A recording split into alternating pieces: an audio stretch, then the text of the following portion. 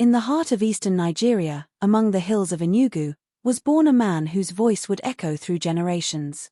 A man whose strings would not only pluck melodies but also the very soul of his people. This is not just music. This is a legacy. This is Mike Ejeagha. They called him Gentleman Mike, but there was nothing gentle about the impact he had on African music. Mike Ejeagha wasn't just a singer. He was a poet. A philosopher. A griot in the age of microphones. With a guitar slung across his shoulder and proverbs carved into his soul, he didn't just sing songs, he told stories. And every story carried the wisdom of the ancestors. From the 1950s to the twilight of the 20th century, Mike Ejeagha pioneered a genre known as Akuko Na Egwu, which means story and song. Long before audiobooks. Long before TED Talks. Long before motivational speakers. There was Mike Ejeagha, dropping ancient Igbo knowledge in melody. Now let's talk about achievements.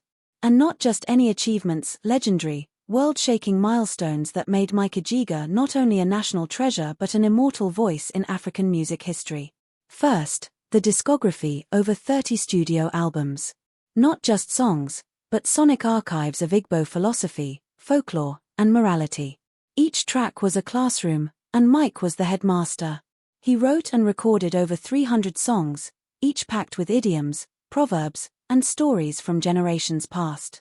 His music was like a mobile library, a cultural museum that danced on radio waves.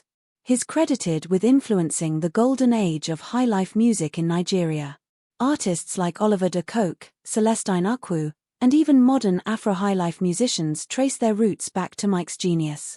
In 1960, during Nigeria's independence celebrations, Mike Ejeagha's voice echoed across the airwaves as a symbol of the new era.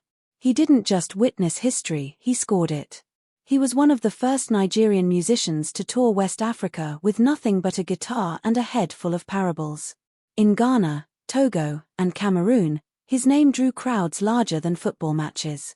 In the 1970s, he helped shape the Nigerian Broadcasting Corporation's music programming, ensuring indigenous music wasn't just preserved, it was promoted. He practically wrote the curriculum for radio. He became a music ethnographer, recording oral histories for the Nigerian government. Mike didn't just preserve stories, he digitized memory, safeguarding the culture of the Igbo people for generations yet unborn. And let's not forget this, his song Uwa Magbede is considered a national spiritual anthem among Igbo elders. That's not a hit song. That's a cultural monument. He received the Nigerian National Order of Merit for Arts, and it's said that when Mike Ejeagha speaks, even professors take notes. They say his guitar has 6 strings, each representing an Igbo proverb. When he plays, the ancestors listen. In an age of digital music and auto-tuned vocals, Mike Ejeagha remains timeless.